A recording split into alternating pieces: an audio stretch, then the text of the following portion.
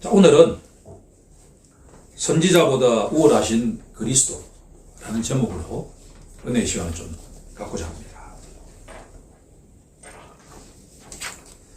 사람은 말이에요,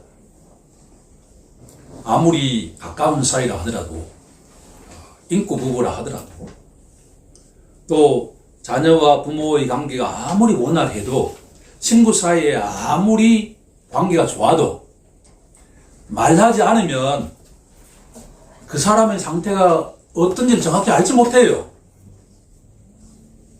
우리 그리스도인들은 말이에요, 때에 맞는 말을 잘 해야 돼요. 이 배우자가 조금 힘들어하는 것과 같은 표정이 있으면 격려하는 말을 해야 돼요. 자녀들이 이런저런 이유로 힘들어하는 기색이 보이면 용기를 줘야 돼요.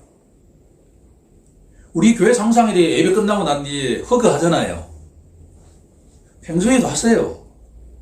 자녀들한테도 허그해 주시고, 부부한테도 허그하고, 이렇게. 친한 친구 만나면 허그하고 이렇게 하세요. 사람이 이런데, 하나님은 어떨까요?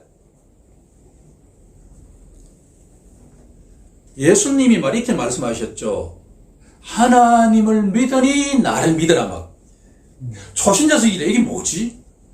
나는 예수 믿는다고 배웠는데 왜 하나님을 먼저 믿고 난 뒤에 나를 믿으라고 하지? 오늘 본문에 보면 말이에요, 주어가 누구죠? 주어가 뭐라고 되어 있나요? 하나님이.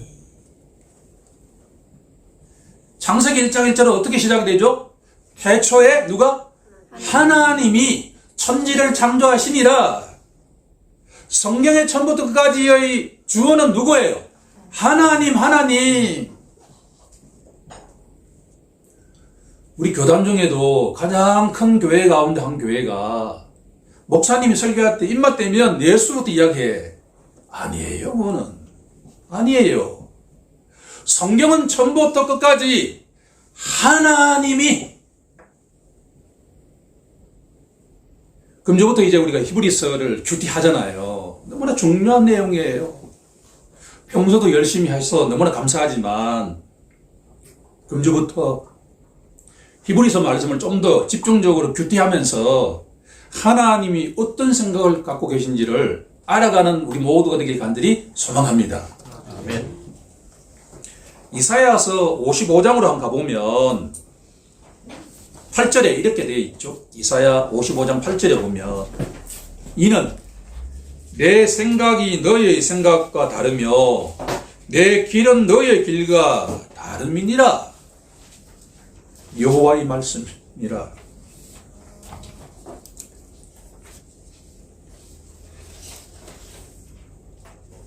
이는 하늘이 땅보다 높음 같이 내 길은 너희의 길보다 높으며 내 생각은 너희의 생각보다 높음이니라.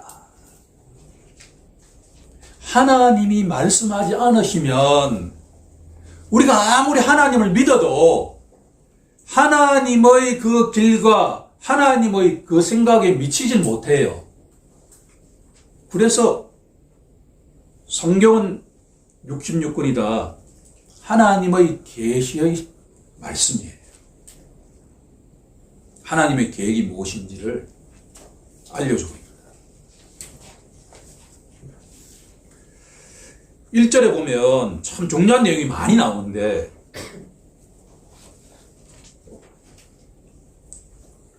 구약의 시대와 신약의 시대로 이렇게 나눠봅시다.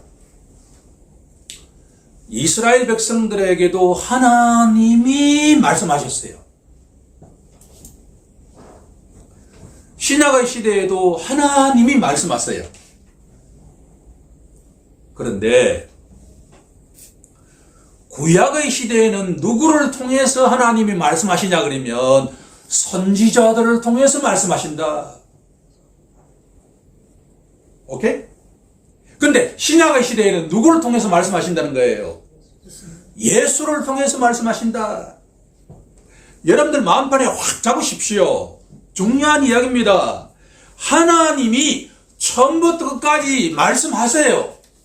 하나님이 말씀하시지 않으면 우리는 하나님의 생각을 알아요, 몰라요? 몰라요. 우리가 미치지 못해, 그 생각에. 그런데 예수님이 오시기 전인 구약에는 누구를 통해서 말씀하신다는 거예요? 선지자를 통해서 말씀하신다. 선지자. 예를 들면 모세, 예를 들면 이사야, 예를 들면 말라기, 이런 선지자를 통해서 말씀하신다는 거예요. 선지자가 한두 명이 아니잖아요. 심지어 아브라함도 선지자니까. 그래서 아브라함이 하나님의 말씀을 대언하는데, 대신 이야기하는데 캐릭터가 다르잖아요. 이렇게 똑같은 하나님의 말씀을 전하는데 전하는 방식이 같아요, 달라요? 다르죠. 우리 교회 목사님이 이렇게 설교하는 스타일이 다르잖아요. 이렇게요. 다른 교회와 다르잖아요. 그래서 어떻게 되어 있느냐, 옛적의 구약시대는 본문을 봅시다. 선지자를 통하여 여러 부분과 여러 모양으로 우리에게 말씀하신 하나님, 이게 구약을 요약하고 있는 거야. 딱 한 줄로. 구약을 무엇이냐고 설명해보라 하면 히브리서 기자는 누군지는 모르지만 하나님이, 제가 좋아하는 이렇게 기도할 때, 시작할 때 살아계시고 참되신 하나님이 말씀하시는데, 하나님이 말씀하시지 않으면 이스라엘 백성들이 하나님의 생각이 뭔지는 몰라. 그런데 직접 말씀하시는 방식보다는 누구를 통해서? 선지자를 통해서, 아브라함을 통해서, 모세를 통해서, 이사야를 통해서, 말라기를 통해서 여러 방식으로, 여러 모양으로 말씀하신다. 그런데 메시지는 똑같아. 여러 부분과 여러 방식으로 말씀하시는데 메시지는 똑같단 말이에요.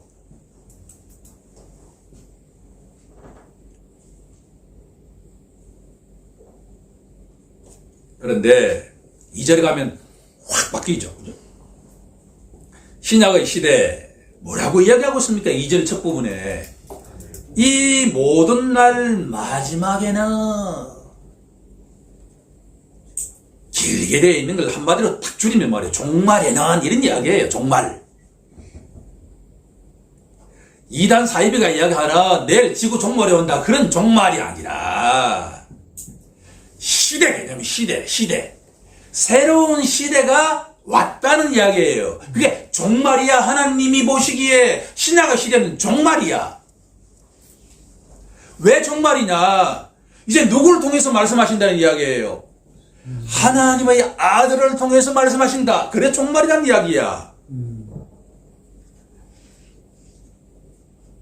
성경은 참 놀라운 이야기죠. 목사라는 자리가 한편으로는 쉬운 것 같은데 되게 어려운 자리예요. 이게 왜냐 그러면 요즘 내가 이제 꽂혀 있는 이게 단어가 두 단어가 있는데, 하나는 하나님 나라라고 하는 단어예요. 금요기도에도 내가 이야기했지만, 두 번째 가장 중요한 단어는 죄라고 하는 단어예요. 이 두 단어에 대한 우리의 생각과 우리의 인식이 얼마나 넓어지느냐에 따라서 이 땅의 삶이 달라져. 좋은 책이 너무나 많으니까 공부를 하면 할수록 내가 부족하다는 걸 느껴. 목사가 부족하면 어떻게 되죠? 여러분들에게 영향을 미치죠. 이게 우리가 말이에요, 포인트가 딱 맞춰야만 돋보기가 종이를 태우듯이 제 말이 말이에요, 제 설교가 포인트가 정확하게 맞춰져야만 여러분 심령 속에 뚫어지고 이렇게 탄단 말이에요. 사람이 탄단 말이에요. 내가 핀트가 이렇게 초점이 흐려지면 여러분들에게 말씀이 꽂히지 않아. 이걸 아니까 목사가 쉬워요, 어려워요? 되게 쉬운 것 같은데 되게 어려운 거야. 왜? 왜 쉬운 거 같냐? 새롭게 계속 알아가니까 너무 즐거워. 아니, 공부하는 게 즐겁다니까. 여러분 좀 부러워하길 바래요. 우리 청년들에게. 아니, 공부하는 게 즐겁다니까. 진짜요. 내가 거짓말하는 게 아니라 알아가는 게 즐거워. 내가 평생 교수 생활 한 거보다 요즘이 더 즐거워. 야, 하나님이라고 하는 분을 알아간다라고 하는 게 이게 그러니까 내일 더 알아가겠구나. 공짜는 없죠. 그렇죠? 공부하는 게 힘이 들죠. 이 머리를 자꾸 사용해야 되니까 치매는 안 걸리겠지만 자꾸 생각해야 되니까 공짜는 없어요. 그게 즐거워. 그게 쉬운 거지. 그런데 어려워요. 내가 업앤다운이 있거든, 이게. 코로나 걸리고 난 뒤에 약간 후유증 가운데 하나가 목이 자꾸 건조해져. 헛기침 자꾸 나오는 거예요. 오늘 아침에 기도를 뭘 한 줄 아세요? 오늘 하루 동안에 설교하는데 지장 없게 해달라고 기도했죠. 다른 기도 하지 않았어. 그 목회자가 어려운 거잖아, 이게. 자, 이 모든 날 마지막에는 뭐라 했죠? 종말에는, 오케이? 종말에는 예수가 오고 난 뒤에 그 시대가 종말이야. 왜 세상이 말이에요, 예수님 오시고 난 뒤에 AD, 기원 후라고 하느냐 말이에요. 예수님 오시기 전에 기원 전이라고 하냐는 이야기죠. 바로 이 성경 말씀 때문에 그래. 이 모든 날 마지막에는, 지금까지는 구약에는 수많은 선지자를 통해서 말씀하신 분이 이제는 딱 한 사람 예수를 통해서 말씀하고 계신다, 그런 이야기예요.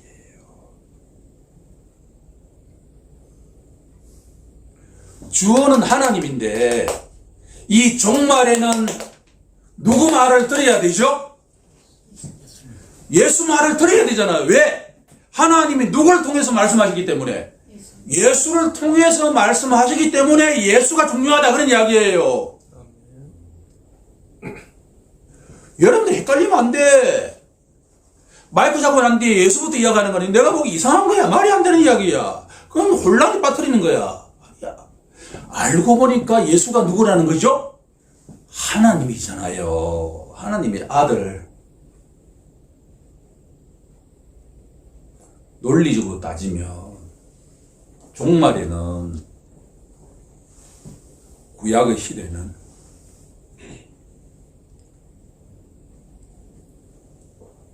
누구 말을 들어야 되죠? 구약의 시대는 선지자의 말씀을 들어야 돼. 모세의 말을 들어야만 돼. 이사야의 말을 들어야 되고 예레미야의 말을 들어야 된단 말이에요. 그래야만 누구를 알 수 있죠? 하나님의 생각을 알 수 있단 말이에요. 하나님의 계획이, 하나님이 뭘 좋아하시는지, 하나님이 말이에요, 도넛을 좋아하시는지 선지자 말을 듣자면 몰라. 물론 하나님이 도넛을 좋아한다고 하는 사람은 모르지만 예를 들면 그렇다는 이야기예요.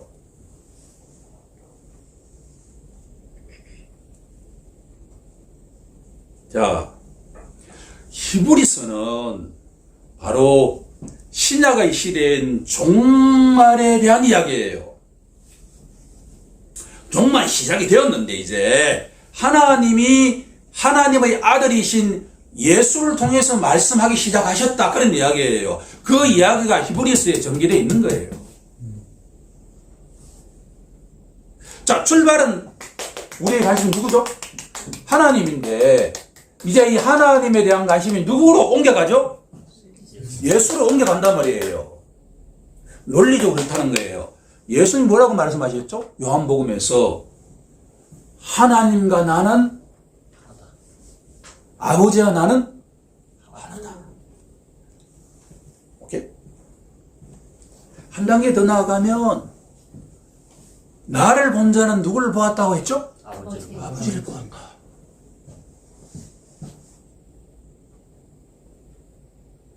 아버지와 나는 하나인데 나를 본 자는 아버지를 보았다. 그러면 이제 우리는 누굴 보면 되죠? 예수를 보면 되잖아요. 예수 속에 누가 있으니까?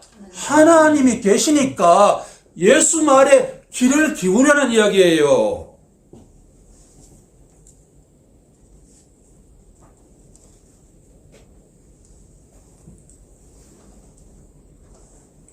우리 모두 이제부터 종말의 시대가 왔으니까 예수가 누군지 우리가 그렇게도 자주 접하는 예수님이 누구신지를 알아가야 되지 않겠느냐는 이야기예요. 그런데 이 2절 3절 속에 예수가 누군지가 7가지로 이렇게 전개되어 있다는 이야기예요. 성경은 그냥 읽으면 그냥 뭐 대충 읽은 것 같지만 이 속에는 치밀하게 계시가 들어가 있다는 이야기. 7가지. 세븐.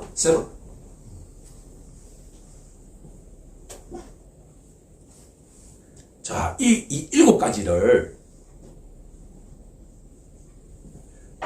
세 가지로, 삼위일체 세 가지로 딱 요약해보자. 그런 이야기. 세 가지로. 7가지로 예수가 누군지 계시되어 있는 내용을 세 가지로 딱 정리해보자. 그런 이야기죠. 예수는 누구냐? 바로 첫 번째 갈로 속에 누구라 되어 있죠? 마지막 누구다? 선지자다. 선지자.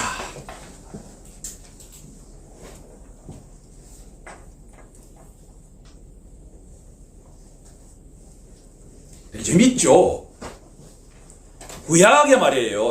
하나님이 여러 선지자를 통해서 말씀하시고 난 뒤에 종말에는 예수님을 통해서 말씀하시죠.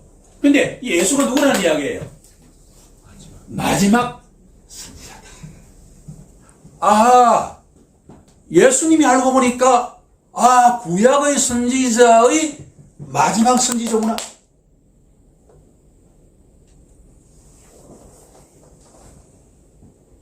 자, 그러면 마지막 선지자라고 하는 의미가 이 3절에 어떻게 됩니까?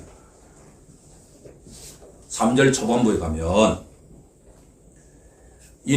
예수는 하나님의 영광의 광채시다.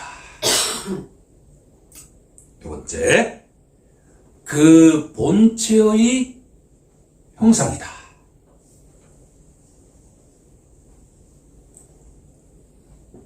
고대 사회에서 말이에요. 로마의 통치를 받는 도시에 가면 누구 형상, 아이콘이 있냐 그러면 로마 황제의 아이콘이 딱 버티게 서 있어요.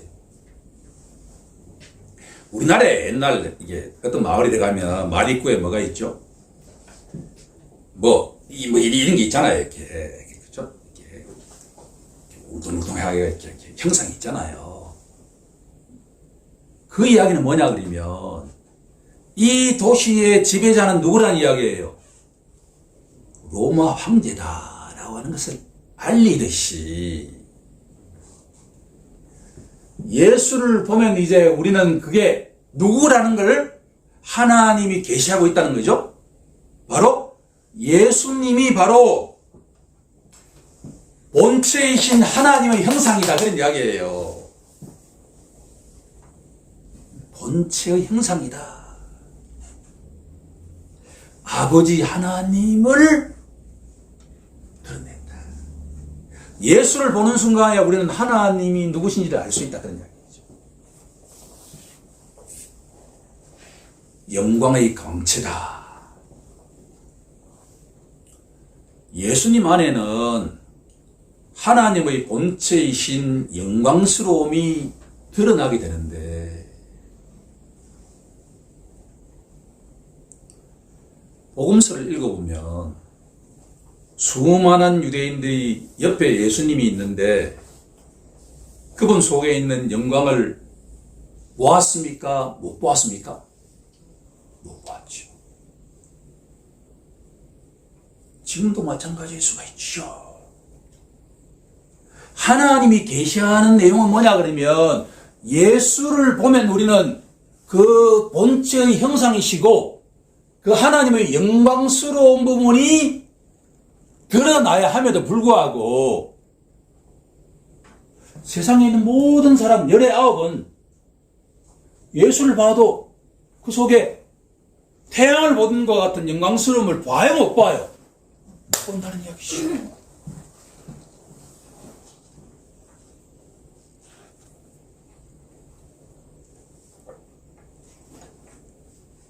영적 눈이 떠진다는 이야기는 바로 예수를 믿고 난 다음에 바로 예수님이 하나님의 본체의 형상이다, 하나님의 영광스러운 광채시다라고 하는 것을 믿음의 눈으로 바라보고서 할렐루야 예치는 자다, 그런 이야기예요. 만약 우리가 그렇게 되지 않는다 그러면 우리의 기도가 어떻게 돼야 되겠습니까? 하나님, 내 영적인 눈을 떠서 예수 안에 있는 그 광채와 영광스러움을 바라보게 해달라고 기도해야 되죠. 그런데 그게 안 되는데 예수를 믿는다고 이야기를 해요? 어떻게 할 거예요? 하나님이 분명하게 이렇게 계시해 놨는데 도대체 우리의 기도의 제목이 이걸 갖다가 명확하게 바라보지 못한다고 한다면 이유는 뭔지 모르는데 뭐가 우리를 어떻게 한다는 거예요? 가리고 있는 거잖아요. 오늘 이 시점에서 여기에 대한 이야기를 내가 깊이 들어갈 필요는 없어요. 개인마다 다를 수가 있을 거니까. 우리를 가리고 있는 이 장애물을 어떻게 해달라고 기도해야 될까요? 제거시켜달라. 와이퍼가 말이에요. 이렇게 하듯이. 우리 영적인 눈을 뜨게 하셔가지고 예수 안에 있는 그 광채. 하나님의 그 태양보다도 더 강렬한 광채를 보고서도 괜찮은 것과 같은 축복이 임해달라고 기도해야 된다는 얘기죠. 자, 예수는 첫 번째로 뭐라는 이야기죠? 마지막 선지자다. 메모하셨죠? 다. 그렇죠? 손이 부지런한 자가 성공합니다. 진짜입니다. 이건 제 경험입니다. 자, 두 번째. 예수가 누구냐? 두 번째. 예수는 바로 누구다? 제사장인데 앞에 형용사가 뭐죠? 완전한 제사장이다. 너무나 중요한 이야기예요.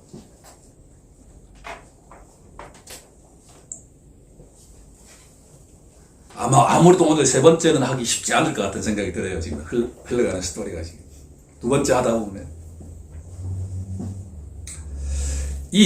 아주 재밌는 이야기가 있는데, 히브리서 10장 11절 한번 가서 합독해보죠.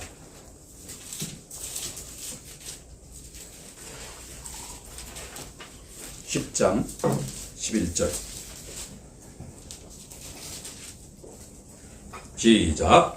제사장마다 매일 서서 섬기며 자주 같은 제사를 드리되 이 제사는 언제나 죄를 없게 하지 못하거니와. 재밌죠?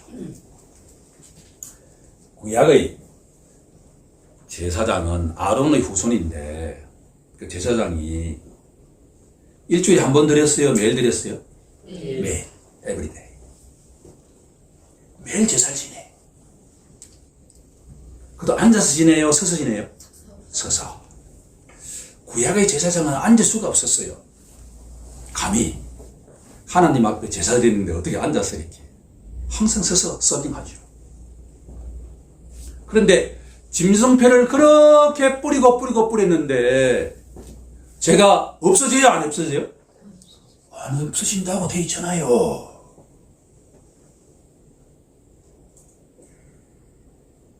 조금 더 확인해 주시죠. 5절에 가볼까요? 10장 4절.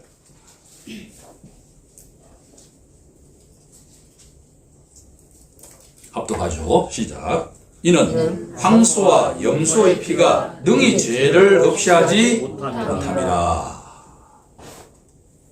야, 이게 무슨 말이냐는 거예요. 매일 서서 세상이 자기의 죄를 위해서, 이스라엘 백성들이 죄를 위해서 막 제사를 지내는데 그 죄가 완전하게 없어져요? 안 없어져요? 안 없어져요. 그러면 어떻게 죄의 자유로움을 얻느냐? 덮는 거죠. 구약의 제사는 다 덮는 거야. 그래, 내가 그 죄 안 볼게. 그런 이야기. 제사를 통해 가지고 짐승에게 죄를 전가시켰다. 그래, 그러니까 죄를 안 보겠다는 이야기예요. 우리가 이게 불이 났을 때 옷으로 확 덮듯이 제사를 통해 가지고 죄를 확 덮는 거야. 이게 구약 시대의 제사의 능력이에요. 다 동의하셨죠? 구약의 제사는 제사장이 에브리데이 매일 가서 제사를 짐승피를 뿌리고 이렇게 제사를 지내는데 죄가 해결되었다 안 해결되었다? 해결되지 않았다는 거예요. 자, 그런데 종말의 시대는 예수가 이 땅에 오셔서 제사장이 된 이 종말의 시대는 죄의 문제가 어떻게 되는가?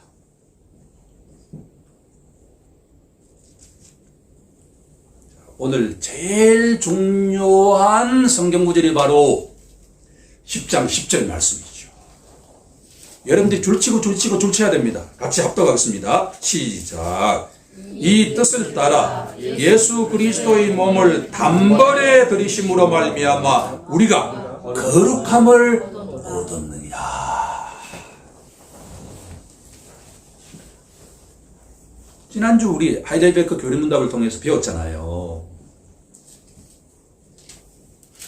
구약시대는 제사장이 매일 제사를 지냈는데 마지막 완전한 제사장이신 예수님은 그 제사를 몇 번 지냈어요? One time. 십자가에서 말이에요. 골고다 언덕에서 한 번 제사를 지냈다는 이야기예요.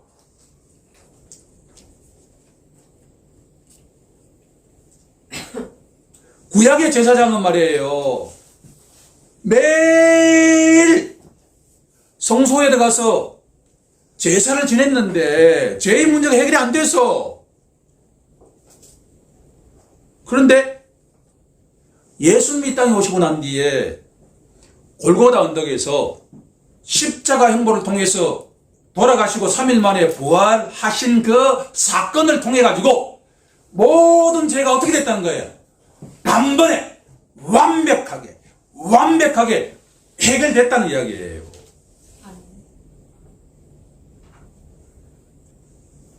이걸 믿느냐? 이걸 믿는다고 고백하는 자가 누구예요? 예수 믿는 자다 그런 이야기예요. 여러분들 예수 믿는 게 아니라 추상적으로 믿는다 그런 이야기가 아니에요. 구약의 시대는 말이에요. 제사장이 매일 가서 제사를 지냈는데 짐승의 피가 죄 문제를 해결 못해. 그래 내가 그 죄를 안 볼게. 그래서 자유로움을 누렸어요. 그런데 신약의 시대에는 예수님이 십자가에서 나의 죄와 우리의 죄와 모든 사람의 죄를 위해서 다 돌아가셨다 라고 믿는 순간에 우리는 어떤 축복이 임한다는 거예요? 죄사함의 축복이 임한다 그런 이야기예요. 본문으로 돌아가죠. 3절.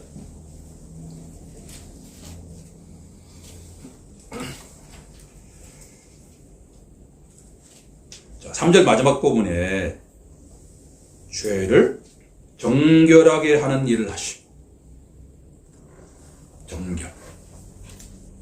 죄를 정결하게 하시고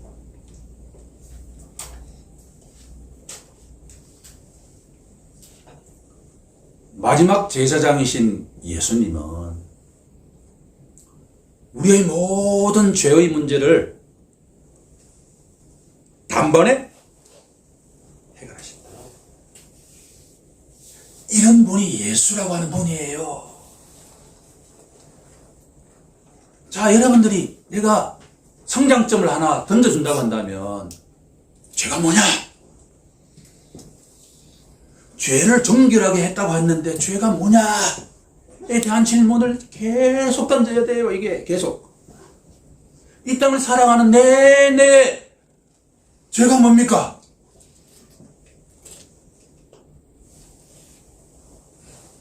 오늘 아침에 목양실에 와가지고 시편 39편을 계속 묵상했는데 이 죄라고 하는 게 말이에요. 제가 평소에 뭐라고 정의했죠? 하나님과의 관계가 뒤틀리고 멀어지는 죄다. 관역에 미치지 못한다. 하나님과의 관계가 그렇게 좋았던 관계가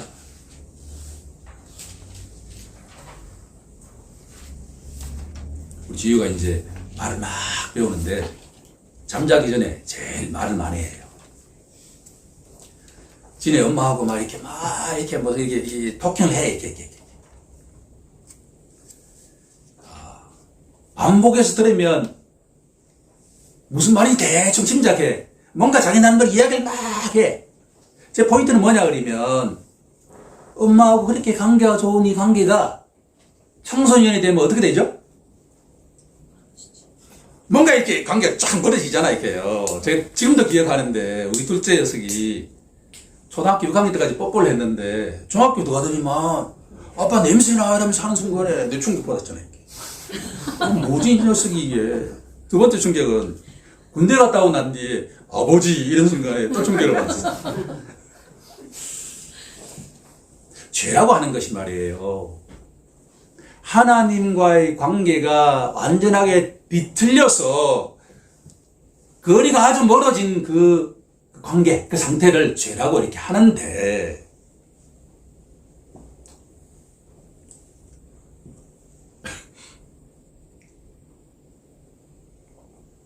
하나님과의 관계가 멀어지면 어떻게 되는가? 두 가지 현상이 나타나는데 두 가지 현상. 하나는 성적으로 문란해져요. 되게 무섭죠? 성이 붕괴돼. 동성애 문제가 나오는 것은 뭐냐 그러면 뭐 태어날 때부터 그렇다 그런 이야기는 다 이야기 자기 논리고 하나님과의 관계가 뒤틀리게 되면 성적으로 왜곡된 말과 행동이 나온다는 이야기예요. 죄죠. 두 번째, 하나님의 관계가 뒤틀리면 나타나는 현상이 뭐냐 그러면 모랄이 상실돼. 도덕이 상실된단 말이에요. 정의로움에 대한 감각이 상실돼. 이게 말이에요. 부동산이 올라가면 부동산을 갖고 있는 사람은 너무나 좋죠? 좋죠. 그런데 사실은 부동산이 올라가면 집이 없는 사람, 땅이 없는 사람은 그 비용을 계속 지불해야 돼요.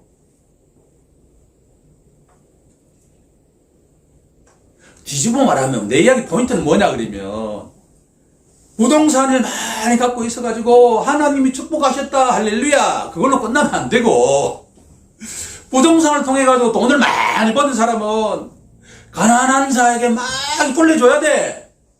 그게 정의로운 감각이야. 우리나라에 그런 사람 몇 명 있냐는 말이에요. 이것은 누구와의 관계가 뒤틀려 있다는 이야기죠? 하나님과의 관계가 뒤틀려 있다고 보면 된다는 이야기죠. 조금 흥분했네. 그러니까 이 죄라고 하는 개념은 참 포괄적인 개념인데 하나님의 관계가 비틀려져서 성적으로 문란해지고 정의로움이 상실되는 것과 같은 악한 행동들 다 죄인데 여기에 또 하나 플러스 해야 되는 게 뭐냐 그러면 이 죄 속에는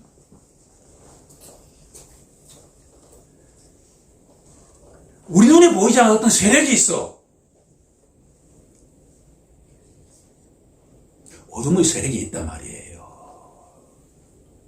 요 놈이 말이에요. 요 놈이 참소해가지고 깔짝깔짝 대가지고 너 선악과 먹어봐라.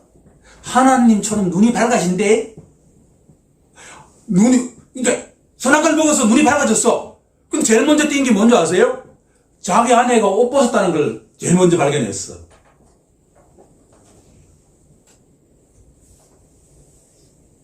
자, 오늘은 두 가지만에 만족하지 않을 수가 없습니다. 자, 우리 정리해 보도록 하겠습니다. 옛날에는 하나님께서 말씀하시되, 하나님이 자신의 계획과 자신의 생각과 그런 것들을 다 말씀하시는데, 구약의 시대에는 여러 명의 선지자를 통해서 말씀하신 하나님이, 주어가 하나님이에요. 하나님이 이 마지막 때 종말의 시대에는 누구를 통해서 말씀하신다는 거죠? 예수를 통해서 말씀하신다. 너희가 예수의 말을 들으라. 예수는 누구기 때문에? 예수는 바로 마지막 선지자이기 때문에. 예수는 두 번째로 뭐예요? 완벽한 제사장이기 때문에 예수의 말을 들어야 된다는 거예요.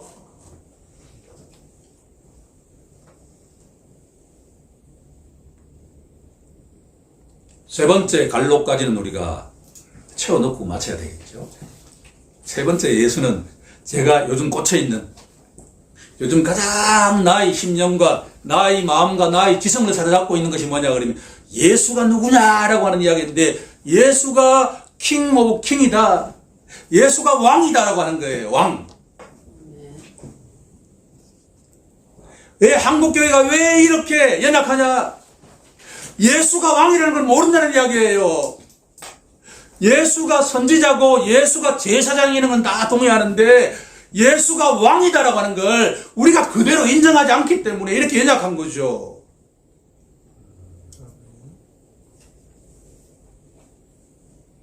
왕 앞에 형용사가 뭐라고 되어 있죠? 진정한. 진짜 왕이 누구냐는 이야기예요. 우리가 너에게 진짜 왕이 누구냐? 로마의 황제냐? 예수냐를 묻고 있다라고 하는 거죠. 지금도.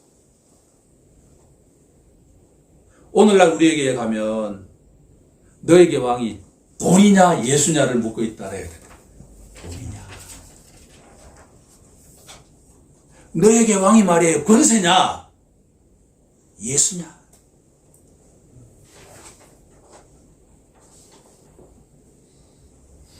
자, 우리 함께